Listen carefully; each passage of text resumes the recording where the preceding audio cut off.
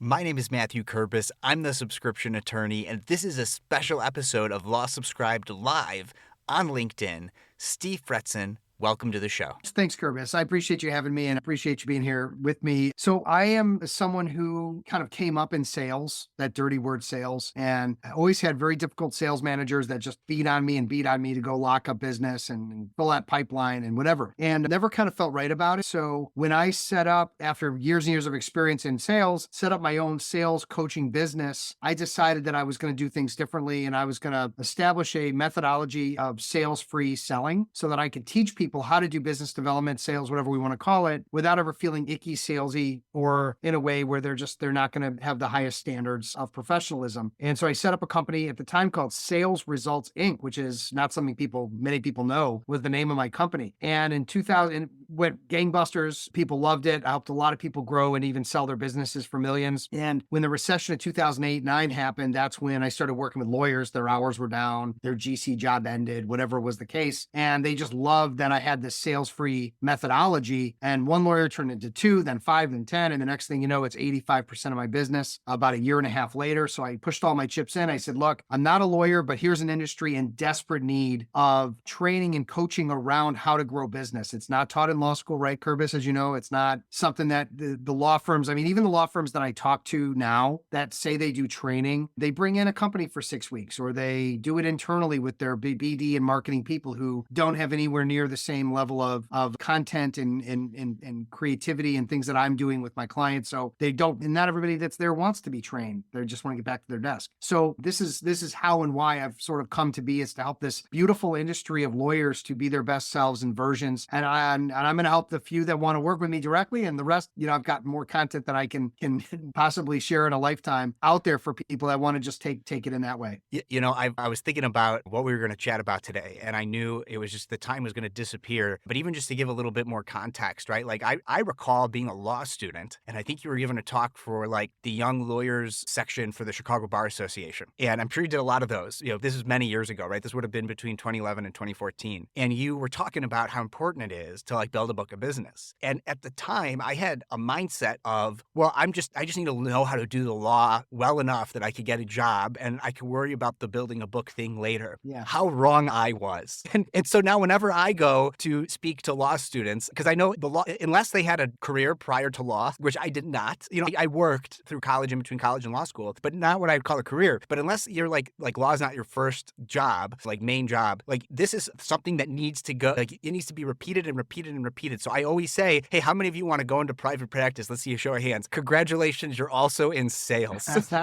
And then their faces change, right? Real fast. 100% they do. And I try to walk them back. I'm like, don't worry. Let me explain. Because at the end of the day, you could be the best lawyer, right? You could know the law like the back of your hand, which you don't need to with AI anymore. But you could know how to leverage the tech tools. You could know how to do all that. But if you can't get clients, it really, at the end of the day, kind of doesn't really matter. And at a certain point in your career in private practice, you're going to be expected to get clients. Typically, usually, there are some rare exceptions, but for the vast majority of folks, one of the reasons you could do what you do is building a book is like a super important thing. So, what's been your experience with, let alone law students, but like having to get that through to lawyers, the importance of building a book, and to the extent you can also speak to talking to students, talk to us a little bit about that. Yeah. At this stage, 2024, I don't know that there are too many lawyers that don't understand that having their own clients, whether they're a solo or they're in a private practice at a big firm, small firm, or in between, that having your own clients is advantageous, that you have control, you have freedom, you have autonomy, you have power, you have the ability to move laterally, you have all these options when you have clients. I think they know that. It's the switch that needs to be flipped between knowing it and doing something about it. That's like saying, look, I know I've got 50 pounds. I don't have 50 pounds, but let's say I had 50 pounds to lose. I know I have 50 pounds to lose. Everyone around me knows I have 50 pounds to lose. Losing the weight is tough, right? It means changing habits. It means sacrifice. It means discipline. It means a lot of things that people just don't want to deal with. And by the way, I'm really busy, or I've got a big,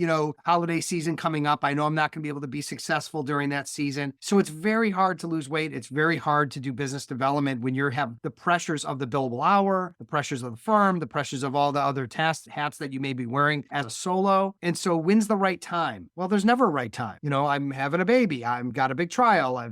You can list off all the reasons and things that are going on in your life where it's not the right time. So I'm dealing with a very small segment of the population that really wants to change and they know it's the right time. And those are the people I service directly. But my hope, Kerbis, is that people start to become a little bit of a student of the game, because even if it's not the right time now, the fact that they read a book, the fact that they listen to a podcast, that they watch videos, something that's going to help start to educate them on the importance of this and the things that are going to help them build a network might be the very basic level of it. Law students and young lawyers and even older lawyers, even GCs, listen, even general counsels need to polish up their networking skills, because how do you go from one GC role to a better GC role? Well, there's probably networking involved in that, So those are the kinds of things that I'm talking to people about. And it's going to be their internal motivation to want to learn and to implement that's going to make it happen. Otherwise, it's just passing them by. Right. And I mean, what it really comes down to is like building relationships and maintaining those relationships, right? And how you go about doing that right now, and also just to put it out there, you talked about a lot of resources previously. Like hiring you right away might not be the right option for somebody right now. Like we're talking about mindset and getting into that mindset. And like I know you've been doing this for so long, like you need a lawyer in the right mindset, right? So you've got tons of resources. You're actually about to hit, at the time of recording anyway, of going live, 400 episodes on your podcast. And that's something too, that's about like being consistent with something, right? And I know that that's part of building relationships too. So talk to us about how you're able to, stay consistent and all these other resources that if I'm not ready to hire you right now, or I don't think I need a coach, I'm not in the right mindset. What resources do you have that a lawyer listening in can tap into these resources? Where do I even go? Yeah, so there's people take in content differently, right? So I try to be very varied in the types of content I put out. So if you're someone that's in your car, you like to listen to something in the background when you're working, you're walking your dog, and podcasts are a no-brainer. Get into podcasts. It's not just mine, the Be That Lawyer podcast and yours, Kerbis, but there's podcasts of wonderful motivational speakers, general business guys like Alex Hormozi, and really cool people that just talk about the game of business and what you need to know to be successful and to scale and to grow and just get you in that right positive mindset. Obviously, books. I've written 4 books, so they're all on Amazon. The most recent one, Legal Business Development Isn't Rocket Science, is an international, again, in a small category like legal business development, but it's if you're going to buy a book in that category, that's the book to get. And so if you like to listen to audio or read or get an ebook, all of on your Kindle, that's all available. Videos, YouTube, I've got well over 500 videos on YouTube, and some of them are you can search them by category. I want to learn about networking. Well, here's a bunch of networking videos. I want to learn more about the sales free selling process. Well, then there's videos on that, or clips of the podcasts. If you prefer to take in podcasts in little bite-sized pieces, 5-minute, 3-minute, 5-minute segments, well, we have those. So, and then I do a ton of presentations all over the country. So one way or the other, if you realize at some point that business development, marketing, branding, time management are things that you're going to need to leverage in your career, start small and pick up a book. Start small, start listening to podcasts, start becoming a student of the game, as I mentioned a couple times. And then at some point when you've hit a wall, or when you realize, hey, you know what? I can read a book on golf and get better at golf, but that's not going to make me win the tour, right? That's when you want to call me. When you want to really take things to an entirely different level, get 100,000 to 500,000, 500 to 1 million. You want to develop and scale and grow. Let me be the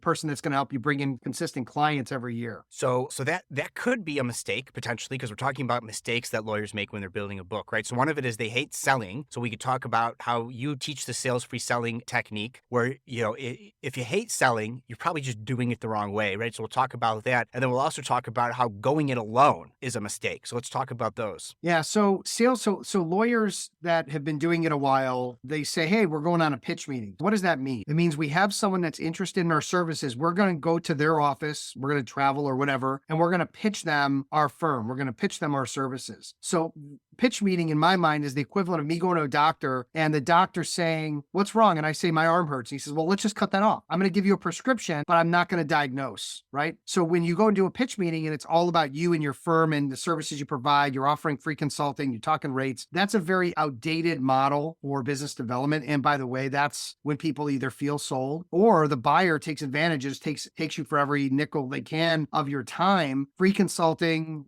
solving problems, everything. And then they don't respond or reply. And you're like, what happened to this great client? I did such a great job, or prospective client. They just ghost you. So what I'm teaching is I'm teaching a way to plan and execute in a way that's going to go after efficiency, low hanging fruit. How do I spend my time? And then when I finally do get a new opportunity, I'm going to spend more time building relationship, more time setting the game plan and the control element. I'm going to ask a lot more questions and really walk a buyer through a buying decision versus trying to sell someone to my firm or to use me. And so a lot more information is gathered, a lot more qualifying is gathered, which allows us to understand if this is real or not. And it sets up a win-win outcome versus a more adversarial, hey, I'm in it to sell legal services and you're to get free consulting, and we're just going to bang heads because we're both out for ourselves as opposed to out for the win of the group or the team. So that's kind of the gist of the sales free selling kind of model. It's just a more consultative way to run a meeting. So then what are some other mistakes that you've seen over the years and that you're seeing now that lawyers are trying to do, and they just have no clue, what they're doing, and sort of how do you even avoid being in that situation in the first place? Yeah, I mean, it starts with not having a plan. I mean, it's ready, fire, aim. And so there's in the other term that I hear regularly, and you know this too, Kerbis, is random acts of marketing. So today I'm going to go to this event, then I'm going to do this post in LinkedIn, and then I'm going to record this podcast, and then and it's just you're everywhere doing everything, and none of it's working cohesively. So the idea that I would sit down, I would identify where someone's strengths are, where their weaknesses are, where their low-hanging fruit is, who their targets are, what's your buyer persona? Meaning, are you dealing with wealthy CEOs? Or are you dealing with, low income injured people? Like who are you targeting? What are the best means to get to those people? Who are the best connectors to those people? Most people don't even think twice about their targets in the form of connectors. I'll give you a quick example. If I'm an estate planning attorney and I'm networking with everyone anywhere for any reason, maybe not the best use of my time. But what if I spent my time with financial planners? What if I spent my time with divorce attorneys? What if I spent my time with accountants, people that are the first to hear that, hey, someone really needs a plan. Like they need to get this. They've got a lot of assets. They've got a lot at stake, and they don't have a way of distributing if they die or just to make sure that it's tax deferred or whatever it might be that they need a plan for. So I can go meet with everybody, or I can meet with the people who actually can hand me the work on a regular basis. Which would you prefer? One's going to take very little time and a lot of return on investment. One's going to take a lot of time and very little return on investment.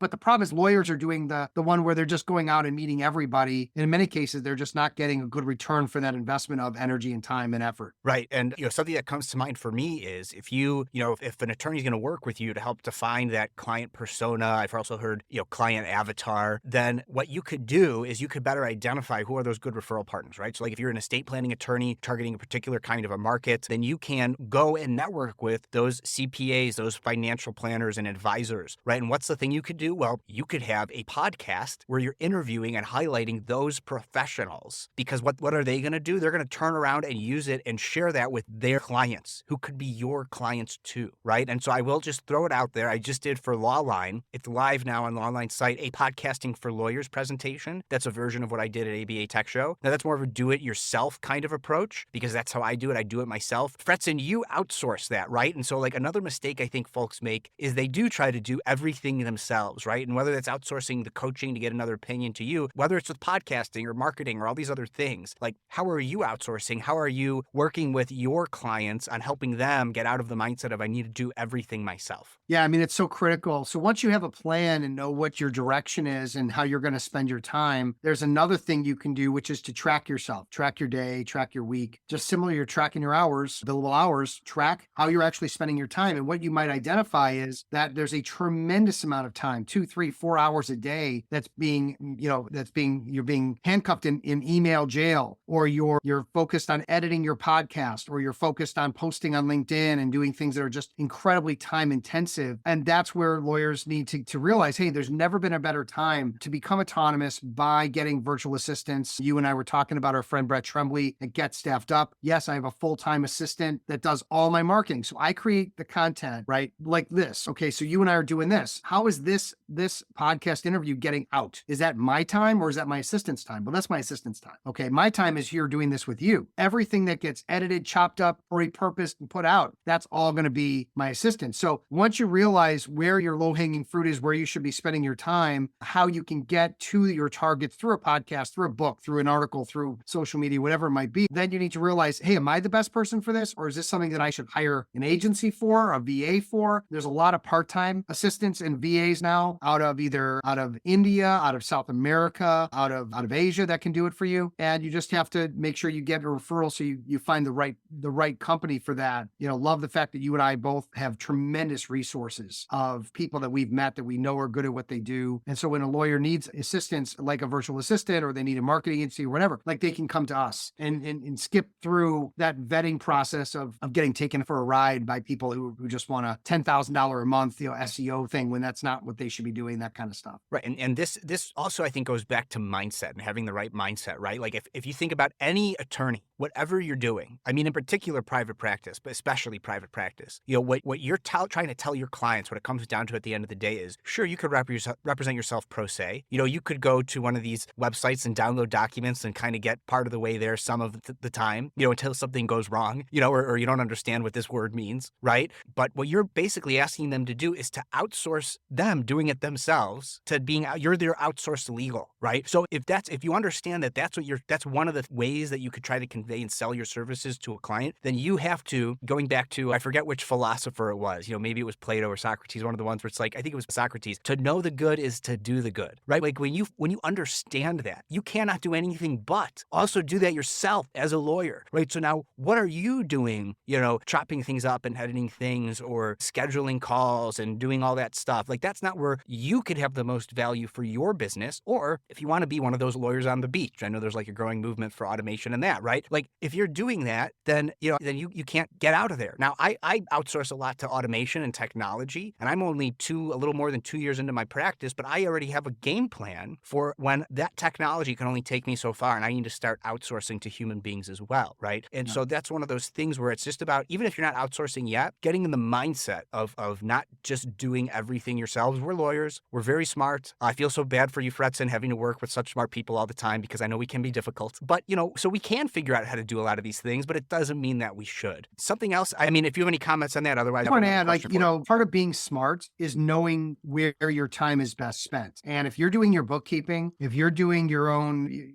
your collections, if you're doing, I mean, we could list off 100 things and you're doing 10 of them and it's eating away your billable hour. It's eating up your ability to go get business or handle the business you have. Those are the biggest challenges that lawyers need to realize. You got to outsource to AI. You got to outsource to other people. You got to let go. Be smart enough to let go and don't let go easily. I mean, and from a standpoint of like trusting everybody, I mean, you got to make good decisions about who you trust and how you get them into your accounts and things like that. But to not do it is you're setting yourself up for failure. So there's a lot of ways that attorneys, anyone, frankly, who's in a sales role can get clients, right? I mean, business development is one thing. Marketing is another thing. Advertising is another thing. And I'm sure there's more. Those are the big three that come to mind for me. And another mistake I think lawyers make, and just folks in general who are trying to be in sales, is they conflate these things. In particular, entrepreneurs and small business owners, which a lot of firm owners like myself are, right? So, maybe share a little bit about like the overlaps and the differences between these three things: business development, marketing, and advertising. Yeah. So business development is going to be, I see it as more of your personal effort. You're getting in front of someone for coffee to network. You're getting in front of someone to see if they're interested in your services as a potential client. It's more one-to-one. Marketing is going to be more one-to-many. And that's going to be, your website. That's going to be, all the different channels that you have that, your outreach. So I have 15,000 people in my LinkedIn. I'm posting something that's valuable to them. It's a video, it's an article, it's whatever. That's marketing, right? What's the point of marketing? The point of marketing is to bring them in to the sales funnel where you can actually do business development. All right. So one is, and they're working together. Like I see marketing and sales, marketing, business development, two sides of a mountain. You got to climb both sides. You got to climb the business development side, climb the marketing side. Most don't do that. Most just climb one or the other. And I think that's sometimes a misstep.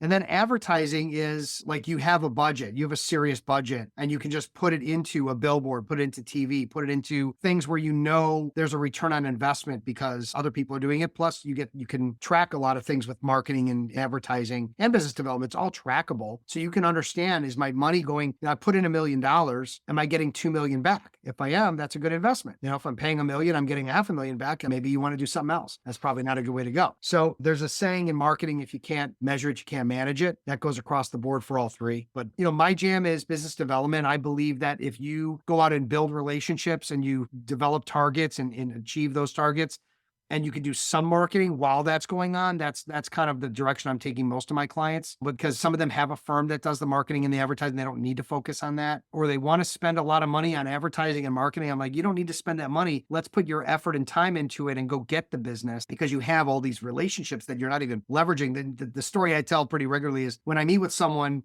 you don't realize how much experience I have in this, but it's like I'm able to dissect their practice, what they're doing, not doing, strengths, weaknesses, and everything. In most cases, I find that they're doing so many things ineffectively that it's like there's a table in front of them loaded with millions of dollars, and they're just walking around it all day. And so my job is to say, hey, you may not realize this. You've got blinders on. You're not seeing all this money that I'm seeing. Let's work together to go get that money and go get that and enjoy. Because when you have money, it doesn't buy you happiness, but it sure does buy you a lot of relief, knowing that you have 100,000 in the bank versus 50 in debt, right? There's a lot of pressure that you have or don't have based on the amount of money that you can generate. And then of course, money means different things to different people. So, for me, it's not about the fancy boat I want to buy. It's how much money can I put away in my kid's 529, right? It's how much money can I save for my retirement so my wife and I can travel more, but ultimately it's about control. So, taking your table analogy, there's a table with a bunch of money on it and you're walking around it. I would actually put 2 tables there. And one is you're walking around a table of money from people who aren't your clients yet, and you're walking around a table of money of people who are your clients, right?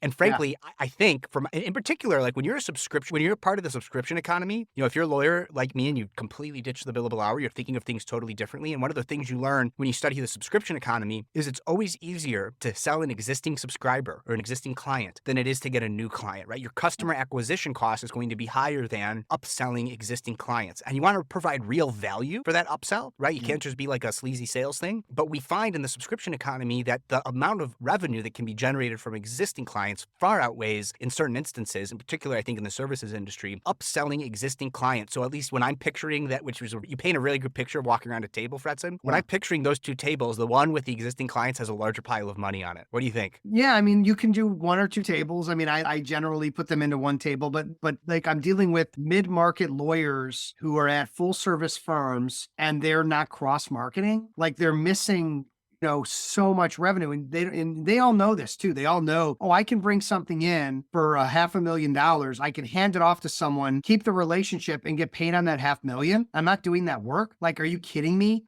In what world do you get that kind of side hustle? And they're not using it or leveraging it because they don't know how. It takes effort and work and time and whatever. Okay, but like, give me a break. Like, there's no easier way to make money than through cross marketing and upselling cross-sell clients, and getting introductions from clients who think you're great. They want to tell other people about you. They just don't know how. You haven't asked.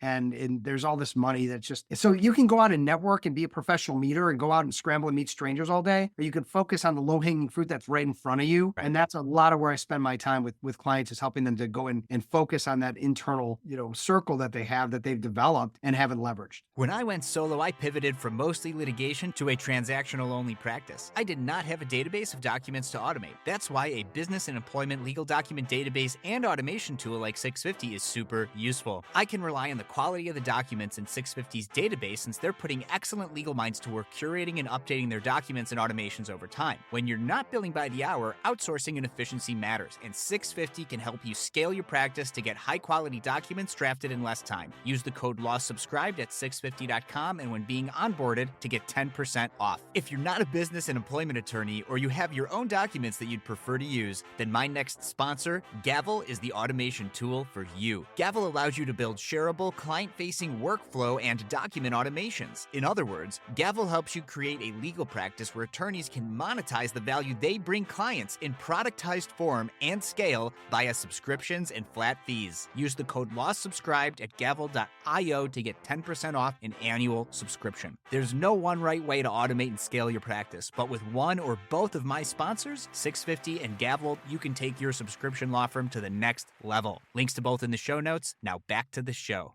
Something else that comes to mind on this is what you were talking about with the tracking, the marketing and advertising, right? So like if you're, in particular, if you're outsourcing to third parties to help you with marketing and advertising, they're going to track for you. I mean, you know, they're incentivized to show you the data. Right. If you hire a good, if you outsource well, they're going to track, because also if the numbers show you're getting a good ROI, you're going to stay with them, you're going to increase your spend, et cetera, right? I'm sure you could track these things yourself as well. So when it comes to business development, you know, CRM comes to mind, a client relationship manager, right? So like, are you working with attorneys on that? Like they come to you, they've got a million business cards. They don't know when the last time they reached out to somebody is, even if they're writing it down on paper, which is better than nothing. You know, maybe they don't date it. They got to collect all the pieces of paper, right? So like, cause that's another mistake lawyers make is, yes, they agree with everything you're saying, but like actually tracking the stuff. When did you last reach out to them? When is their kid's birthday? Do their kids do theater? You know, maybe get them tickets to a local theater thing, right? Like we can't, lawyers are smart again, but we can't keep all of this in our heads and all the laws and apply and all the facts of our cases. So like, how do we track and manage the business development side of things? So in a perfect world, I would have everybody, you know, with Clio Grow or with Lawmatics or with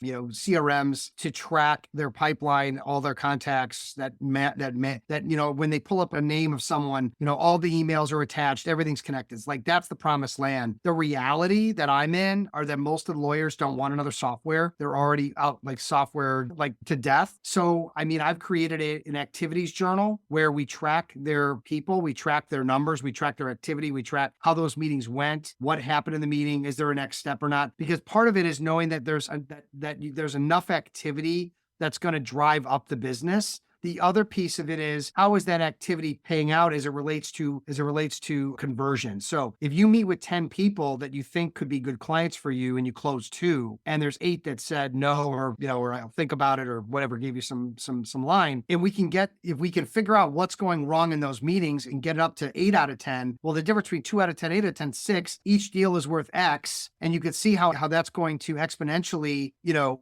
grow the business just by tracking activity levels and conversions. So I have a format that I use for that. By the way, the accountability of having a coach where you're not just left on your own, you actually have like a partner there with you, making sure that every week your numbers are where they're supposed to be. And if not, why not? And how are we going to get back on track? And, you know, just having that partner in your corner, it's like the difference between Michael Jordan being on his own or Michael Jordan and having Phil Jackson. You're going to win a lot more championships with Phil, right? Even though Michael's the best, right? The GOAT. Great. Better with Phil. No one can argue that. So for those who are listening on the republished podcast version of this, go ahead and subscribe at lawsubscribe.com. You'll get the videos emailed to you in your inbox, or you could go on LinkedIn, which is where we stream this live. You'll see Fretson's got a Michael Jordan jersey framed in his background. So that's, you know, it comes as no surprise to us watching right now that there's a Jordan reference in this. But you're absolutely right. Even not the star athlete, even just like if you want to get in shape, if you're paying a trainer and you pay them whether or not you show up to your training session, first of all, sunk cost fallacy, you're probably going to show up. You know, you're more likely to show up because you've paid the money, and you're more likely to get the benefit of the training because you've paid the money. And so it ends up becoming a win-win, a virtuous cycle kind of a thing, right? In the same way I find as you know, the subscription attorney, leveraging the subscription model, when the clients pay me at the start of every month, they're more likely to use my legal services, which increases the likelihood that they stay subscribed as I provide them with legal services, right? And so there's value to outsourcing, period. Whatever it is, training, coaching, legal services, bookkeeping, whatever it is, right? Because you're going to take advantage of it. You're going to want to reap those benefits of what you're paying for. Well, figure anything that you need to figure out on your own. I want to become a professional soccer player. Okay, so I got to go figure that out on my own. Where do I start? Where do I go? Who do I talk to? Like, there's like 1,000 answers I need to find, and then I got to actually do it. And in legal and growing a law practice, there's the same thing. You just do it on your own, or you engage people that can help cut through the BS and get to what actually needs to happen. That could be me, that could be other coaches, that could be, you know, just how do you get better at using a tool like LinkedIn, right? Like I just need to become, so you got to figure it out on your own by pulling it up or you got to watch some youth. Like I'm not a handy guy, Curvis, okay? But I'm smoking meat, I'm changing, you know, faucets, I'm doing things around the home because there's all this great content that didn't exist 10, 20 years ago that's now teaching me things that I can learn to save me time and money and energy. And those all exist. And if I really wanted to become a great plumber. Well, guess what? I have to go work for a plumber and be an apprentice and go to school and go all through that. But this is what we have to do to be our best versions these days is we need to take action on stuff that's important to us. Right. Kind of like you were talking about the ROI on advertising, or, if you spend $1 million and you make $2 million, you've got a good, you're getting a good ROI. Well, it's sort of a similar, it's hard to measure that with certain things like legal, which oftentimes is seen as a cost center and not a profit center. Whenever I'm working with a client, I try to reframe how I'm actually a profit center, because instead of watching the YouTube videos on lawyers talking about things on YouTube, you could be making more money in your business or closing more deals or doing things, right? So I try to show how outsourcing to legal is actually a profit center. With the personal trainer situation, maybe you're feeling better, you're feeling physically better, right? That's how you measure that ROI. And with you, if somebody works with you and they're bringing in more business and they build their book from, 100,000 to 500,000, kind of no-brainer ROI, right? So when you're looking at the numbers of things in particular, it's sort of easier to measure that ROI. But another mistake lawyers make is they think there's a silver bullet solution or it's going to start working right away. So like, what is the kind of time horizon that you give to your clients about, hey, this isn't going to start, tomorrow. Like, this takes time, right? So like, what have you seen as the typical time horizon? Yeah, yes and no. I mean, if somebody's starting a new practice from nothing, I'm going to set the expectations that it's going to take some months and we got to put in the time. And, is it possible something might pop in the second meeting you have? Yeah, it's possible. On the other hand, again, remember that pile of money I found on the table? There are some people that it's like, hey, you have 20 clients that think you're the best thing since sliced bread. You haven't got in front of them in a year or two. You're just going to go out and just start meeting with them. And every time you come back from meeting with them, you're going to get a new matter. They're like, what? I'm like, yeah, just go in. I'm going to give you a bunch of questions to ask. You're going to rehash the relationship and you're going to ask a ton of questions. You're going to walk out of there. They're like, what? So there are opportunities to get business quickly if you've already built the network, if you already have your own clients. I had one guy, he was spending all of his time networking everywhere, meeting strangers. And I said, John, I go, how many clients do you have? He goes, I don't know, 400 or 500. And he's out in the space. And I go, how much time are you spending with them? He goes, well, when they call me and they need something, I spend time with them. I go, no. I go, you're no longer going to be doing all this stranger danger networking. Like, we need to get in front of, let's actually print out your list of clients. Let's rank them A, B, and C of dollars and value and potential for more business, and let's go out and meet them. And he's coming back with business all the time. So it really depends is the answer. But I think we should set expectations that if you have a plan and you have the ability to execute effectively and follow through and maintain, are you going to do better, like significantly better than doing none of that? Oh, I would think, yes. We're about 40 minutes in. So for those of you who are playing some kind of game about how long did it take for someone to say it depends on a legal podcast, it just happened. And it wasn't even the lawyer that said it. So you said something that I want to highlight. You said one of the things you do is you learn about your clients, existing clients or past clients, and you give them a bunch of questions to ask. And I think that's another common mistake lawyers make, right? Is we care more about talking than we care about listening. And by giving them questions to ask and you coaching them on how to do that, it almost forces the lawyer into the listening position when they're the ones asking the questions. So do you do any, what else have you seen with lawyers when they get that paradigm shift in order? It's a dramatic change. And the talking is the killer, and this in the free consulting is the killer. So it's what you and I are buyers, right? Purpose, we go out and we buy stuff. Okay. And we're looking for price and information. So we're asking those questions to get that information and make a good decision. The problem is with legal services and with my services and your services is generally that we need to do more diagnosing and less prescribing. And most lawyers are just out solving and selling and prescribing when they should be sitting back and building relationships and asking and listening and building trust and figuring out, is this a fit and are the problems matching up with what I do? So I have a whole system around that. I mentioned sales-free selling, but even more than that, it's breaking lawyers like dogs or horses or whatever gets broken because they're just talking too much. I mean, it's 90% of the meeting is them talking, and I've got to turn it around and say, hey, you should be talking maybe 10 to 20 and get the prospective client talking most of the time. So you're not prepared with how you're going to approach that. What questions are you going to ask? How are you going to take them down a road that is going to lead to them coming to the conclusion that you're the lawyer they want to hire, and how do we move forward, versus you having to sell them on you and giving them all this free advice that they can then take home, they can give to their existing lawyer, they can shop you. There's all kinds of options at that point. So we want them bought into us, and that seems the best way to do that is by us being good listeners and demonstrating empathy and talking less. Yeah, and it's also how we're talking and what we're doing, right? Like when you say like free consulting, right? Like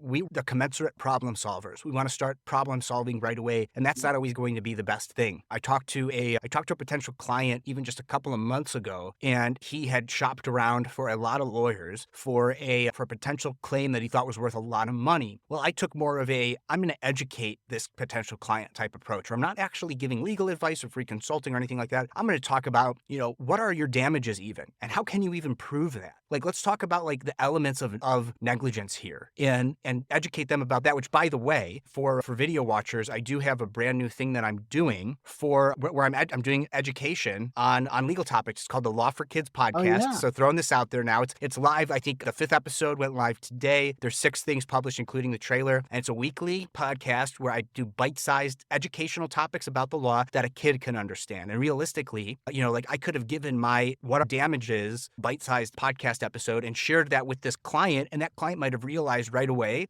that maybe there isn't a claim that's worth pursuing. Because like, how the heck are you, like, do you have the receipts? And that's an important question to ask that not a lot of folks will ask, right? And then that saves you the lawyer time too. So getting back to my questions I had for you here is, as we start to wrap up, so by the way, I see we've got 5 people still live with us. If you have questions for Fretzin about business development, anything we've been talking about, now's your chance to put it in the chat so Fretzin can answer these live for you. So we're in the second part of the interview here, so we're going to start wrapping up in a few minutes. So now's the chance to get those questions in for something that I do a lot of mentorship with law students and young lawyers. And one of the things I tell them about is, well, first of all, the Be That Lawyer podcast, obviously, and not just because you've had me as a guest twice, and that was a long time ago now, but you learn some great things through the podcast. But something else that I've been recommending that they do that they can't get, it's never too late to start. Well, just like in business development in general, right? It's like, when's the best time to plant a tree? Yesterday, and if not yesterday, today, right? Get started.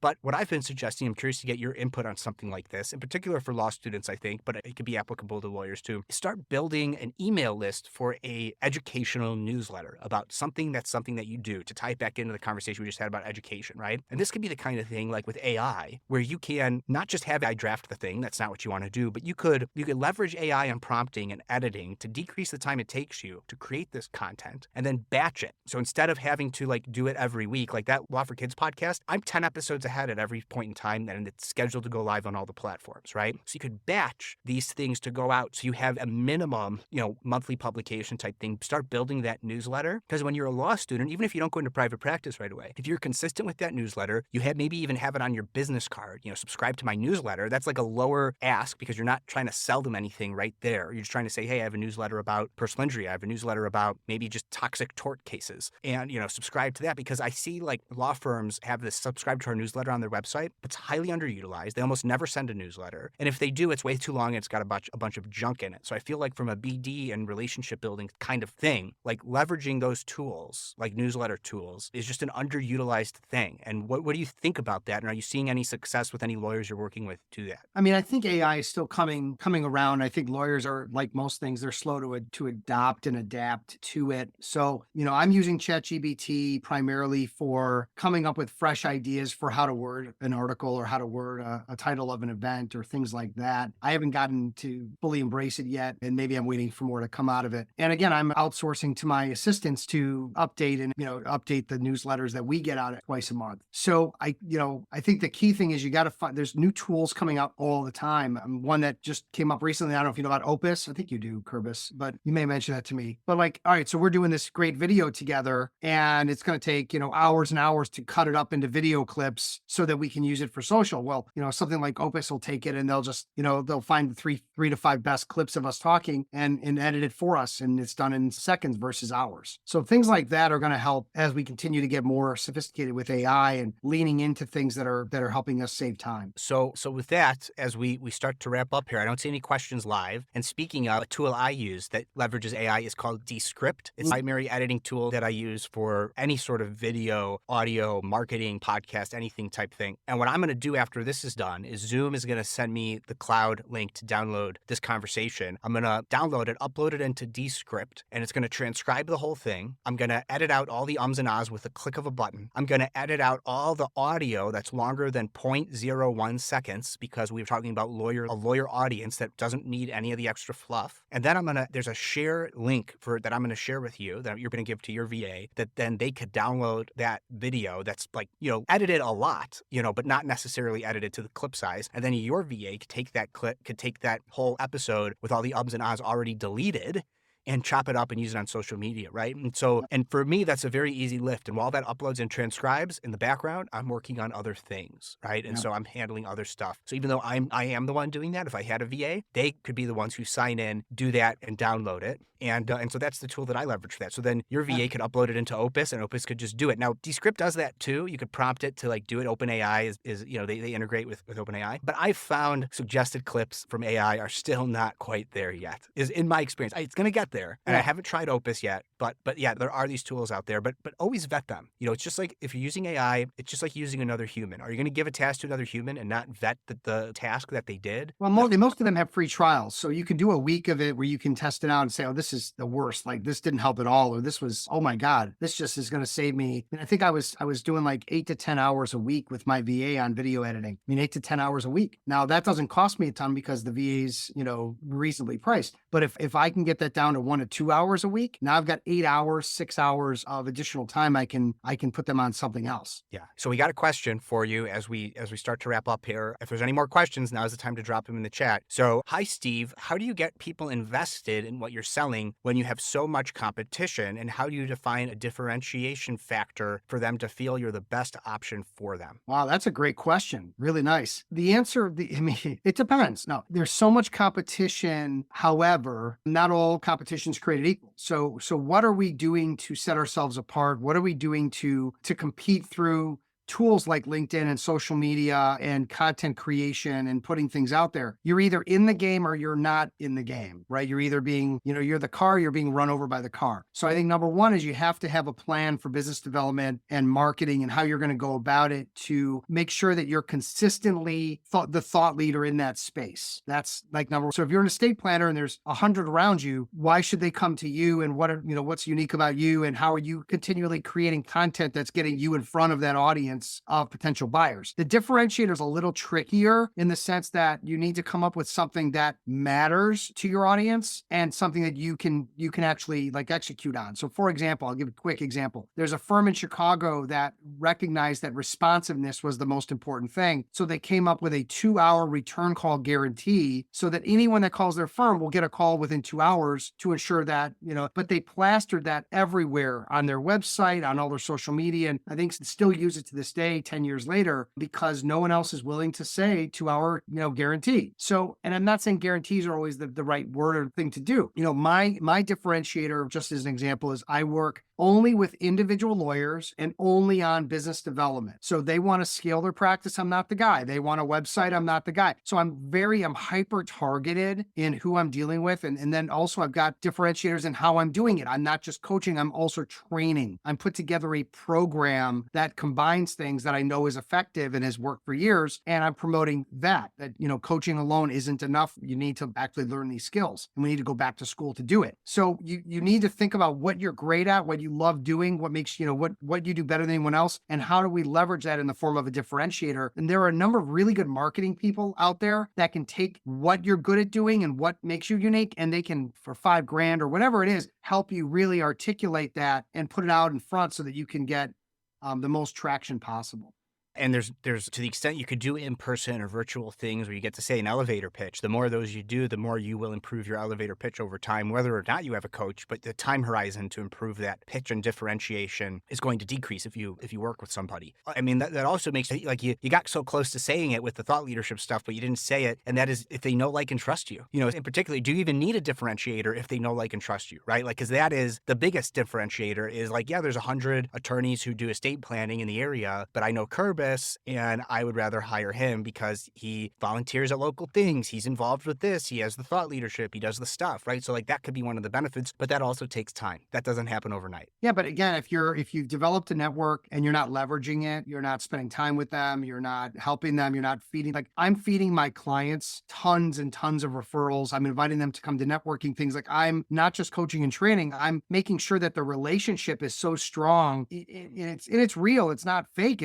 This is all like, I just love helping people. And I love, putting two lawyers together. I just connected Kerbis with a friend of mine that's not even a lawyer because I just think that they would hit it off. So it's continually thinking about others. That, by the way, might be part of your differentiator. Is this is someone who just cares and goes out of their way for everyone else. And I want to send them my estate plan, or I want to do business with them. Yeah, that cannot, like, just in case you missed that, click the rewind 30 seconds button and go back, because that might be the most important takeaway there. And you'd think, well, no, of course, everybody's doing that. But I don't think so. I think a lot of people are looking out for themselves, and they're not actually genuinely trying to build relationships and do good for others for the sake of doing good for others. And I know, like, you can't measure karma, but you'd be amazed at how karma comes back. You can't measure it, but you can track what you're providing out there for people, and you can track what they're bringing back to you. It doesn't need to be, publicly announced. I think it's something that you could be doing privately, either on your head or on paper. Like, how many people are like, I'm in a networking group that I run in the North Shore of Chicago where we do thankmonials and testimonials. And when someone gives, and their name, they're the one that people keep thanking in the room. Well, guess what? They're the ones who are going to get all the business because they're clearly the giver, and they also happen to be amazing at what they do. So if you're great at what you do and you're a great giver, that's going to bode well for you in developing your book of business. Absolutely. And just as we start to wrap up here, I'll give my example of how to find your differentiation factor. And that is, maybe 10 to 15 years ago, maybe even longer ago, legal marketer experts found that lawyers should really niche down in their practice, riches in the niches, right? And so a lot of lawyers, I'd say the majority of lawyers, then started to very heavily focus on, like, I'm just going to do toxic torts. I'm just going to do trademarks, not even other IP, right? I'm just going to do like one type of area of law. Like they listen to everything you said today, Fretzin, and then they're going to focus on that client avatar, nobody else. So the whole industry was zigging. And when I was planning out my law firm, I decided to zag. I saw market opportunity with being the general practitioner that's affordable, that people don't have access to anymore. And speaking of affordability, in a profession like the legal industry, where most lawyers can't afford to hire themselves if they really needed to, that just comes down to pricing certainty. One of the differentiation factors that I have is pricing certainty. But my clients will know exactly what's going to cost them. And sometimes there's a time horizon. Is this going to take 2 or 3 months? Or with a subscription and subscription add-ons, they get that pricing certainty. So there are 2 things that I do to differentiate myself from the market: is pricing certainty, and when the industry zigs, I zag. It's not always going to work, and there are risks involved with that. But that's just another example for the person who asked the question. Thank you for that question. So as we start to round out, Fretzin, any last words of wisdom? Where can people find you and all that jazz? Yeah, just consider what you heard here today. Again, there's a lot of things we can put off till tomorrow, and then it gets put off again and again and again. And I've got lawyers coming to me in their late 50s and 60s that say the same thing every time. I wish I had started networking and doing business development, 20 years ago. And they're just like in the last, chapter of their book, and they've got to hustle now at an older age. So the sooner you get started, the better. People that want to reach me, you can travel and visit my website at fretzin.com.